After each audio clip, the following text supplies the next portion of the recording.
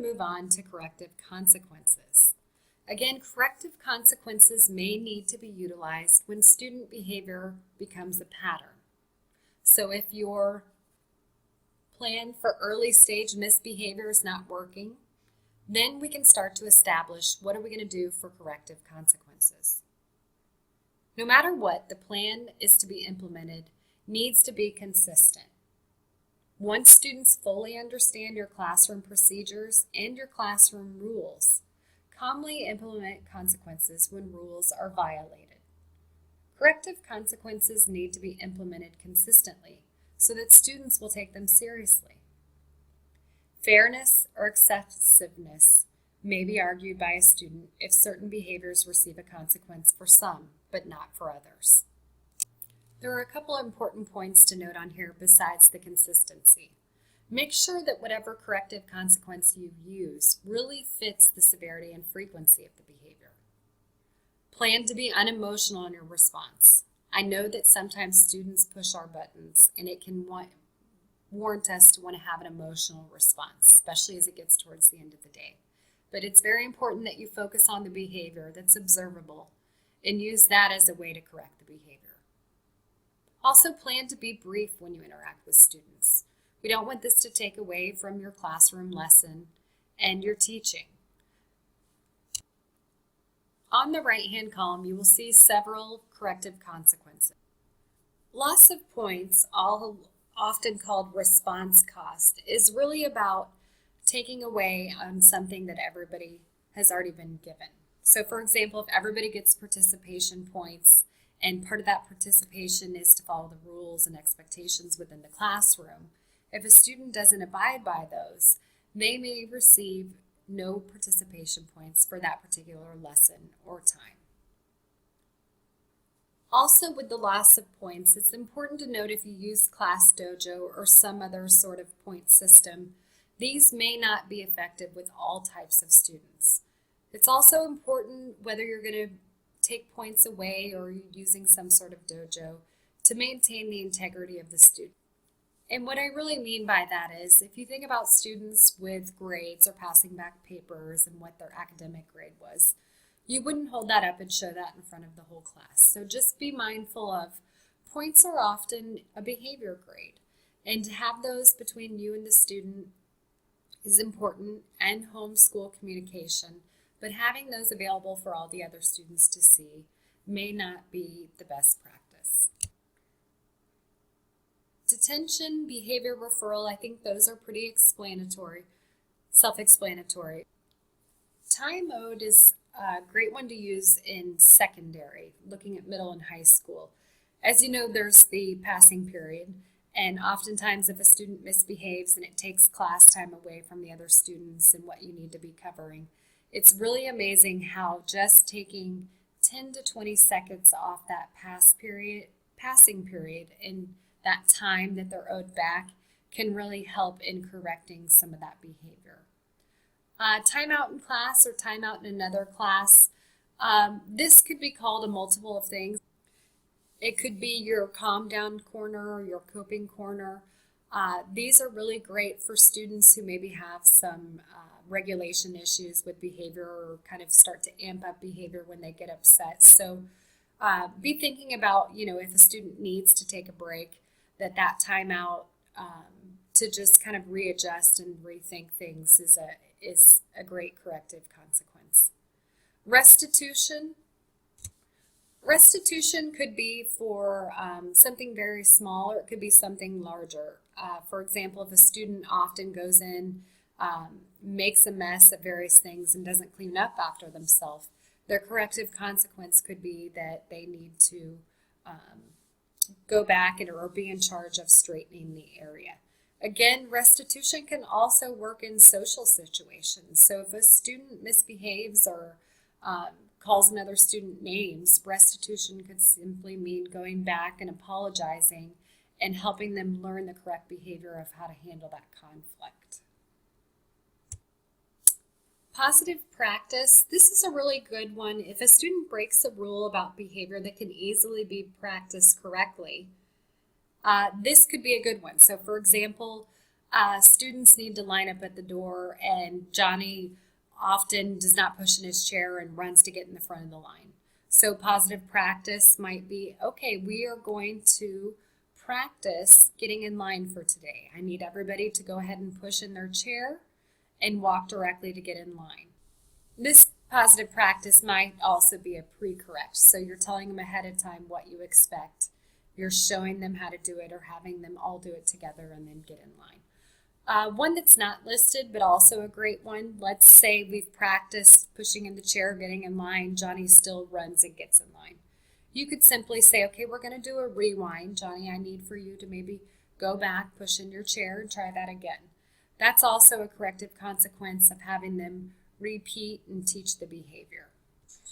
So now that we've gone through some examples of corrective consequences, let's take a look at a breakdown on the next slide here.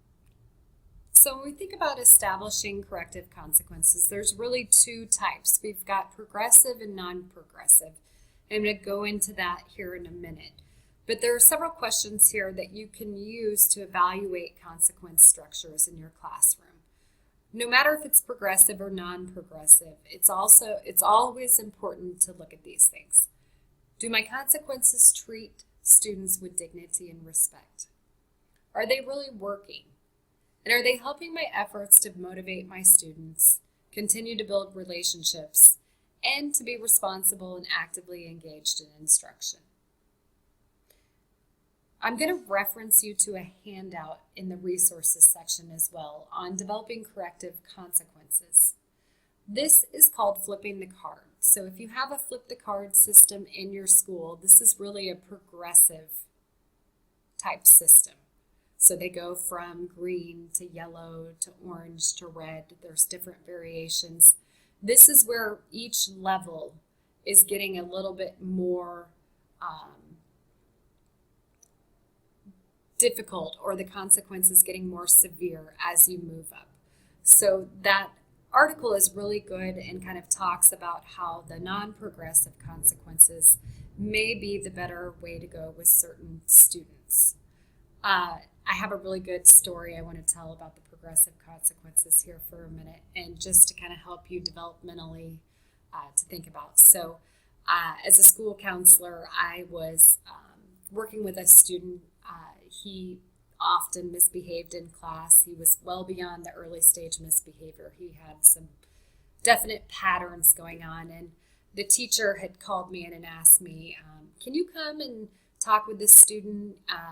Nikki's really having a hard time. He got all the way to red yesterday, and we came in, and within like 10 minutes, he's back on red again today. So had a conversation with the student, again, kindergartner, and I, said, Nikki, what happened? We talked yesterday about what happened when you got on red, and today, I got called down, and you're on red already. And he said, Mrs. Duncan, I was really upset yesterday about about getting on red. And he said, I got to green and then I went to yellow. And I just thought if I acted bad one more time past red, that maybe I could go back to green. So I always like to tell that story because I think sometimes students don't necessarily understand that concept at an early age of a progressive consequence. In Nikki's case, he thought, in order to change cards and to change colors, I know I need to react badly. So if I want to get back on green, maybe I just need to react badly one more time. So in getting back to our corrective consequences, using corrective strategies alone, we talked about, for pattern behavior may not be effective, and to pair them with corrective consequences. When you have those patterns of behavior, that doesn't mean you stop doing the corrective strategies. It just means that do the corrective strategies plus the corrective consequences in order to help shape that behavior. And no matter what type of corrective consequence you're using, it's always important to have that teaching embedded in your consequence. If you can't teach the behavior, how can the students learn the new behavior? So just like you would with an academic skill deficit, you have to help teach the students those skills in order to be successful. Behavior is the same way. We have to teach behavior And we know that students come to our classroom with behavior deficits too. So if we've gone through and tried corrective consequences, we know that there might be instances where we need something more. This last part, and kind of wrapping up our session on management plan and our discipline practices, is about major referrals, office discipline referrals. It's important to know what behaviors are minor, which would be handled by a teacher, and which are major and need to be office managed. It's important to know how to write a disciplinary referral. On the right, you will see the EASY system. And within the EASY system, you often hear the term SIRS. That's the Student Incident Reporting System. So we have a screenshot on the right here of where you would go in and you would actually document a major or an office referral, going through the incident date, the location, reporting, adding the student, putting the narrative in, and then referring that on to an administrator. Because SIRS is kind of part of the student record, there are a couple things to remember and to know when you write that disciplinary referral or you document it within SIRS. Use objective language. You don't want to put your opinion in there. And make sure you're very descriptive, really about the observation of the behavior. So for example, if Johnny turned over a desk in your room, it simply would be Johnny was corrected 2 times, he continued to get disruptive and turned over a desk. You wouldn't put something in there like Johnny's a real jerk, he's not listening to me, etc. I know certainly this may seem like a given, but I just thought it was an important place to note of, just being very specific and descriptive in the incident narrative and the action. I want to go ahead and click on this link up here just to show you what this is linked to. If you have not seen this, this is a really great thing for school-wide or working within PLTs. You can also find this under the SIRS tab in the EASY platform. But what this is it's really nice. It goes through the minor violations and the major violations that are part of board policy. So for example, 1.1 noncompliance, and then it gives the definition of what's a minor and what's a major. If you don't feel that this is completely ironed out or clear or consistent among your school, this is a great document to help you with conversations about knowing when do I handle things within my classroom or when do I need to refer something. So again, your school might have something already like this. If not, this is a great tool to use.